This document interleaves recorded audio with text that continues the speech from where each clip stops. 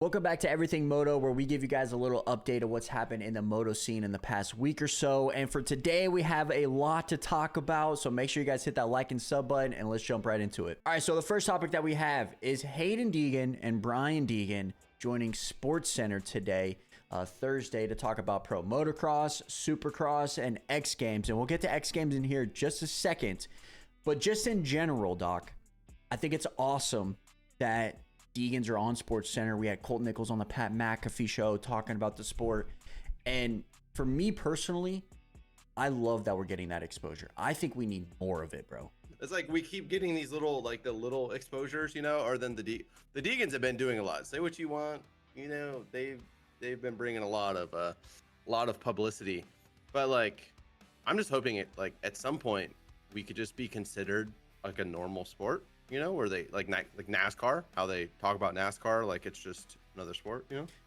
I honestly would love to see that, especially on ESPN, like at least like once a weekend, maybe talk about it, because our sport happens every weekend, right? Like you're saying for NASCAR, when NASCAR's happening, bring it up, you know? I think we're finally getting over just the barstool memes, you know? Like last year with Cameron McAdoo with his nuts out. That was on Barstool. That was fire. And then this past year, and I think it was A2, we had a fight that was also on Barstool.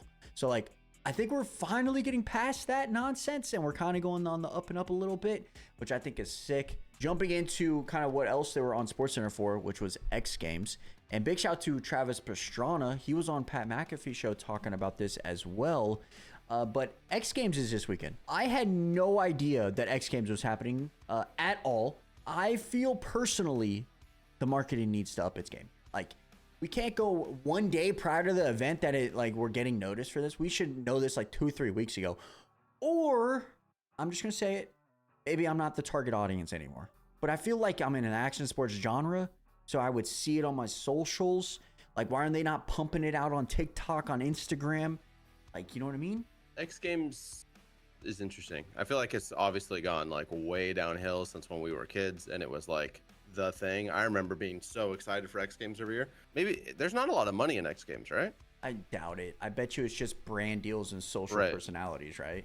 Right. That's kind of what I was thinking. Plus, everyone's so good now, you know? It's like hard to do. Yeah, because I was like actually looking this up. I was like, okay, like what events are happening at X Games? You know, because in the past few years, we've lost a lot of events. Like, go back. Dude, this was in the teens here, like 2012, 2013, maybe. We had Supermoto. We had Supercross. We had freestyle comps. We had rally cars. I was going to say NASCAR, but not NASCAR. Rally car Speed comps. style. Like, speed and style. Like, you lost all of that. And, like, for example, the only dirt bike stuff that we have for X Games is best whip, all right, best trick, and quarter pipe. I mean... Which are all sick. Yeah, they're sick. Don't get me wrong, but like, I feel personally, we need to have like actual run competitions. You know, go back in the day, bring out that like personalities of like Brian Deegan versus Travis Pastrana, like those set rivalries, right? And yeah, I honestly don't know why they got away from that per se. Maybe it was like you mentioned, money, right? I don't know. Freestyle got to a weird spot where like they had kind of done everything. You know, and like we're really only doing one new trick a year kind of a thing. And I think that's why it ended up going to the best trick, where they do one best trick, because like all the runs were kind of the same. After a while, it was like, okay, everyone can backflip. So like everyone's going to backflip and then just do some random variation. But I don't know. Best whip's cool. Yeah, I mean, that's very, very true. I definitely forgot about that how everybody's just doing the same shit. Yeah. And I feel like that's why we have like that Red Bull imagination, right? Because now that they can show their personalities in that, and it's not necessarily sick. Yeah, that shit is fire. But yeah, let us know in the comment section if you guys are watching X Games. Okay, so now moving on to kind of this weekend, and there's a lot to talk about for this weekend at Southwick. All right, first up, we got some breaking news earlier today that Ducati and Antonio Cairoli will be racing Redbud and Spring Creek. He's going to be the Grand Marshal for Southwick. This is the first time Ducati's ever racing in the United States, and it's just a stepping stone to get Ducati in the States for next year, like the testing grounds and stuff. I think it's epic because one, we get to see him in Spring Creek, which is sick. You know what I mean? And then Second, I think Cairoli could do really, really good. I'm just What's saying, really good? top 10. Okay, I agree. I think he get a top 10 for sure. So yeah, I'm very excited about that. And then In there his was prime, he could get a podium, I think. You know what I'm saying? But we're about 10 years past the prime. yeah, we're a little bit past the prime here, but just a little bit. I mean, incredible career from the Tony. You know what I'm saying? Yeah, 100%. Insane career. Yeah, he's in his 40s. It's kind of crazy that he's still racing gnarly. and still doing so well. Like I just watched him at MXGP at Matterley Basin, and he was like top 10, which is crazy to think about. But yeah, so that's happening this week, or he's going to be the Grand Marshal for Southwick, and then he's going to be racing the next 2 weekends, which is sick. For Southwick, this is a little schedule update for you guys. We're going to be racing 450s first. I'm not a huge fan of that. I love watching 450s last. I feel like that's the cream of the crop. They're doing it because of the NBC, which I totally understand, but I hate it. For Southwick as well, there's some, like, a rumor going around this past week that Lucas and Sasha Coenen were supposed to be flying over and racing it. Now, originally, for me personally, Doc, I was like, this is far-fetched. Like, for me, like, Lucas is in a championship battle, man. He's like 26 points down. Like, why would you ever come over here?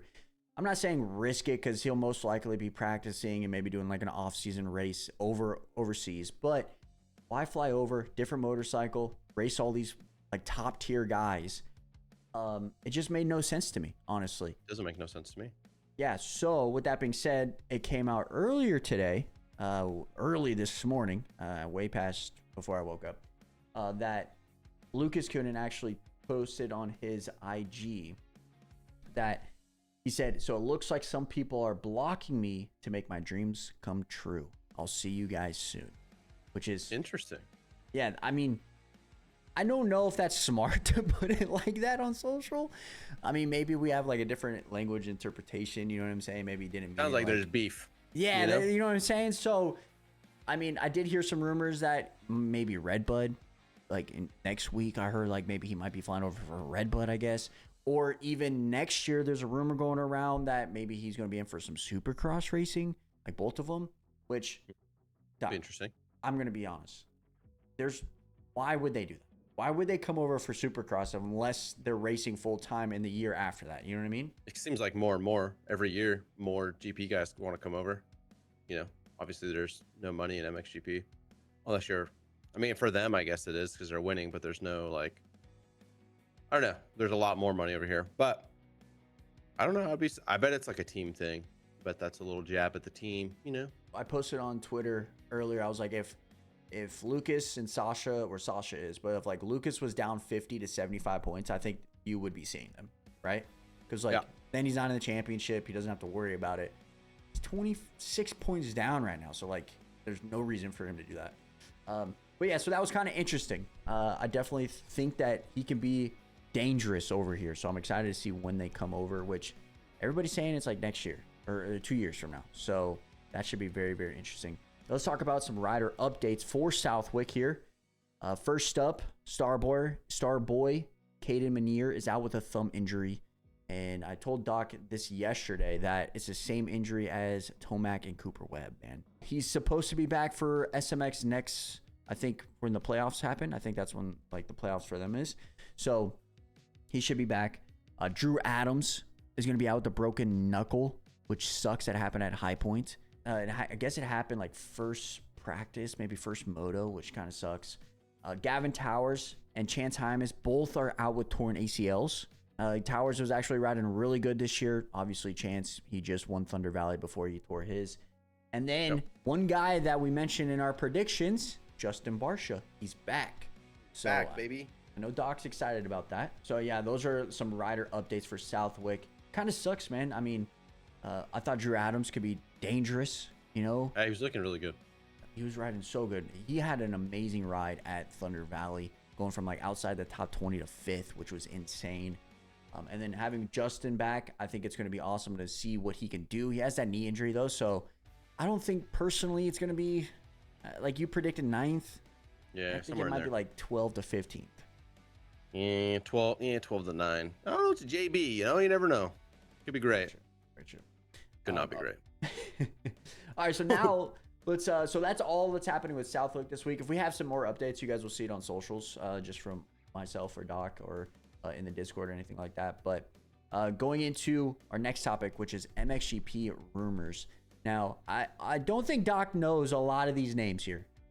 Actually, he should. I do. I'm looking through. I know. Okay, buddy. Listen. All right. Okay. Calm down. All right. So the first rumor that we have is Kyle Wolf to PC. I mean, Doc, that's been a rumor for the last like year and a half, I feel like. So that's PC here, right? Yeah. Like PC here. Like PC's not like going global. Okay. No. There is no PC overseas. It's just PC. Oh, I know. That's what I'm saying. Yeah, no. You don't worry. So the rumor is Kyle Wolf moving over to Pro Circuit Kawasaki in 2026. That's the rumor. I would love that. Hurlings to Honda, which that'd be crazy. I don't know about that. I can't see him on a red bike, just like Tomac on a KTM. I can't see that. Well, hasn't he been on a KTM for like 15 years? Since his 85s. The last bike that he was on was his Suzuki 85. So like 15 years. Yeah, insane. Yeah, no way, that's crazy. So I don't know. With Hurlings going to Honda, Geyser is the odd man out here because they're going to keep Ruben because he has another year. But Geyser to Yamaha, which is pretty interesting because I kind of think about Geyser as Tomac, where when Tomac went to Yamaha, he stepped it up. Obviously Geyser's already like, I feel like Geyser's at his peak right now. So I think he can get even better, right? And him going to Yamaha, I think he's going to be top tier over there, just like Tomac. I mean, that bike does seem to be insane. That's what I'm saying. Sasha Coenen, there's a rumor that he might move up to 450s, which I don't agree with. You don't watch him as much as I do, but every race he seems to crash. So I see the clips, okay, and yeah, it does seem like he's on the ground quite a bit. But maybe it's an RJ thing. RJ hasn't crashed since he moved to the 450. Oh, you just jinxed the shit out of him, man. I'm so sorry, RJ. Sorry, RJ. RJ has not wadded himself or any tough blocks since he moved to the 450. That is very true. That's very true. So yeah, maybe. But I thought it was kind of interesting that he might move up just like his brother. His brother's doing great, so maybe that's another reason why they want to move up. And then Coldenhoff to race AMA in 2026 as his farewell tour. I think that's how you say it. Which I think is pretty sick, honestly. He's riding really good. He just actually won a moto at Matterley Basin last weekend, so he's still top tier. And so I think it would be sick to see him over here racing the team that I was kind of thinking of, because he's on Fantic. Fantics aren't obviously in the United States, right? And I don't think they'll be over the United States next year. And so the team I think that would fit perfectly would be that Rock River team, or that Club MX team. Maybe Club because he's more of a factory type of guy, but I think a club team with Coldenhoff, I think would be sick. And then one guy that we've been talking about for the last 2 weeks, or maybe like 3 weeks now, is Jorge Prado. There's the rumor going around, and after watching his vlog, it doesn't seem like this is very likely going to happen. But Prado might go back to MXGP next year. And well, doesn't he have 2 years left on his deal? Yeah, he signed a 3-year contract. So this year, next year, and 2 years. I guess 2 more years. But the rumor is he's not getting along, and he might go back next year. But I mean, watching that vlog, go check out his vlog. It's awesome. It made it seem like he's here to stay. He wants to get the championship, and he's not going back. Yeah, I don't know. That seems like a very beta quitter move, and I feel like of anyone of his stature, that's not the personality. You know what I mean? Like, you don't become a multi-time world champion by being someone that rolls over easily. And that going back would seem like a tail tucked between your legs. I can't do it. Sad, poor me. I'm going to go back to where I was winning. That doesn't really seem like the kind of personality of a multi-time champion. You know what I mean? I will say, too, with Prado, watching his vlog, he had a fully torn rotator cuff, which if you guys have ever hurt your shoulder and try to ride again, it is tough, man. Obviously, he's a professional. He's getting all the medical treatment that he's possibly can to fix it. But regardless, I think we got to maybe cut him some slack a little bit because, one, torn rotator cuff. I mean, he was out for how long before he got on the bike? I think he had maybe 3 weeks prior to MX, when normally you would have 6 to 8 weeks, right? And so I think we got to cut him some slack just based off of that, now knowing that it was a full torn rotator's cuff. So I think we got to come slack. I think he's going to be good next year. We got him top 5 this weekend, so hopefully. I mean, we've been saying he's been going to be good next year. This is just Yeah. building year. You know, we've been a little hard on him, but at the same time, multi-time champ. So, okay, and then now moving on to Motocross of Nation, a little updates that we got this past week. Team Japan has picked their riders, and Joe is going to be the forefront, and he's actually racing the MX1 class, or I guess the MXGP class. I'm very curious to see Joe on a 450. I feel like it could be very good. Yeah, I think it could be very kind of similar to what happened with like Jed a few years ago when he moved up to that 450 and did extremely well. He actually won that class. I think he could do I don't know really if he will win the class, but like he'll do extremely well. He's not being Jed. Yeah, let's be real. Calm down, brother. And then his teammates, Soya Nakajima, MX2. I think that I pronounced that pretty good. And then Yuki Okura, definitely butchered the shit out of that, is going to be racing the open class. He's a Honda rider, so I don't know if like he's a factory guy over in Japan series. I'm assuming he most likely is on the Honda team, and same with the other guy, Soya, for the MX2. But that's the team right now going to Motocross of Nations at Ironman. So it's cool to see Joe back because they didn't race last year. Joe didn't go last year, so I think that was due to the team change and stuff. So just had to keep that in mind. It'd be cool to see Joe on a 450. I honestly think Joe could be like a consistent top 5 podium guy on a 450. Yeah, I think he'll be right there with RJ. Like a healthy RJ or RJ right now? Healthy RJ, which is at right now, so like 6 to 8. You know, 5 to 8. Yeah, somewhere there. I think RJ's gonna do some work this weekend at the Wick. Hopefully, shit. And then another team update here is Team Germany, and it's going to be Ken Roczen, Simon Langenfelder, and then they're going to be choosing between a few different guys here. And that is, hold up, my mouse isn't wanting to work. Max Nagel, excuse me. Tom Koch. Yep, that's his last name. Noah Ludwig. Shout out to Ludwig. And then Max Spies. And then also, that was it. That was all the guys that they're going to be looking forward to be their third. And I think just with how Langerfelder is riding right now and how Ken Roczen is always freaking good when it comes to Motocross of Nations, I think they can do some damage. Just going to be honest. Kenny gets off the couch, goes to donations, and is a threat for the win. 100%. 100%. And then for USA, we got a little update. Not anything crazy, but this is a shout to Pulp for this.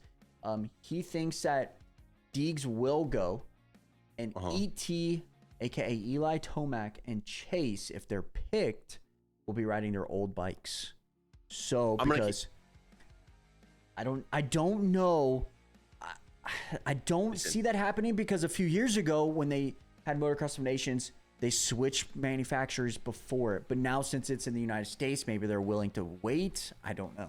If I'm picking the team for USA, how on earth are we picking Chase Sexton?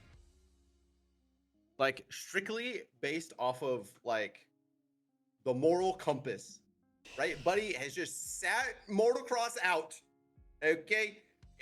In J Coop, AP, what? Like, they're higher than him in points. They've raced and they were like in the picture with him in Supercross, right? It's not like they were 10th and 12th in Supercross. They were there in Supercross and they're doing great in outdoors. How on earth do we pick Chase Sexton? I'd be so mad. I'd be tight. It's going to be crazy. But regardless, let us know in the comment section who you guys want to see on our Motocross of Nations team. Tomac, AP, Deegs. That's my pick. Yep. Talk about a freedom team. Oh my gosh. And then, all right, the last topic that we have here is MX bikes, and I just wanted to bring it up just a tiny bit because High Point came out last week, and honestly, it was a really fun track. I liked it. The ruts were huge. I mean, maybe a little too big in certain spots, but regardless, I thought it was fun. I actually even qualified for the per race, you know, because I'm a demon. Yeah, the ruts are very large. Today I was trying the 250, and you know the big quad at High Point, the huge, right? After that, you like send it down the hill, and then there's like you know that crazy double, right? You go through the real, and then you jump the double, and then you jump up onto like a step up onto the hill. Basically, from the quad, you have to let off ones. Like all the way to that other part on the like almost to the top of the hill on a 250, because obviously you hit the quad in fourth on a 250, you can land, shift up to fifth, literally rail the outside and not let off in fifth. You have to downshift once, and then from there, like, you literally don't have to let off almost the rest of the lap because the ruts are so tall. Crazy. Maybe we need to fix that. They need to slow it down. They need to slow it down a little. Yeah, I saw someone said that MX bikes is like on average 10 to 15 seconds faster than IRL times. Yeah, I don't know how they would slow it down necessarily. I feel like it just needs to be rougher, but then sometimes it doesn't work well with the game. Like, I feel like they tried to do Thunder Valley super rough, and like they put ruts everywhere, but it was still an RT trigger. Like, you would just hold no outsides. You know what I'm saying? So they maybe got to make the outsides not reliable, not viable, you know, to a degree, and make different options. I don't know, but my opinion on MX bikes is, you know, because I've seen a lot of people talking about, oh, like back in the day, tracks were better and we were closer to times. The reason it was so much closer was because there was so much more wonk in the game. Like, it was so much harder to stay in a rut back in the day because the front end would tuck as soon as you touch your bars, or you could not turn at all going over braking bumps. And there was so much more like just wonk and weirdness between the bikes, between Paboso. And as they fixed all of the wonk, I mean, I think in my opinion, you're really just coming down to the point of like, the game has got to a point where it like works well, but everyone's so good at the game too that like, I don't care how rough you make it, like it's going to be unrealistic because it's a game, you know? Like, yeah, even if like you make, like I mentioned, if you make it too rough, there's still going to be ways that you're going RT wide opens. You know, it's just how it's going to be. The fastest guys in the game are insane right now, dude. Like, it's crazy. Yeah, you put too much rough. I mean, like, dude, there's been times where like on non-pro tracks where they've made the rough so rough, like braking bumps so bad that you basically just click up to fifth going down the straight and it turns it into like a whoop section because there's so much, and you just click up to fifth on whatever bike you're doing and it just basically skims across the top of it like a rocket ship. Damn. But yeah, that's crazy. But regardless, I think High Point was a pretty good track. I'm excited to see what happens with Southwick next week. We have an off week for bikes this week. If you guys haven't already, make sure you guys go check out the MX Sim stuff that happened this past Wednesday. Go shout out to the boy Luke and everybody. But yeah, if you guys are still playing bikes, let us know in the comment section what you guys thought about High Point. And bikes. Yeah, he's definitely playing bikes. He's grinding his butt off over there. I play once a day, and that is on Friday before the race, and we call it good.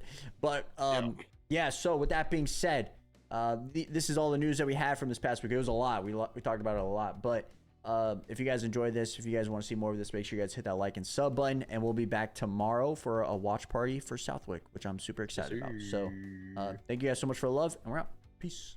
Peace.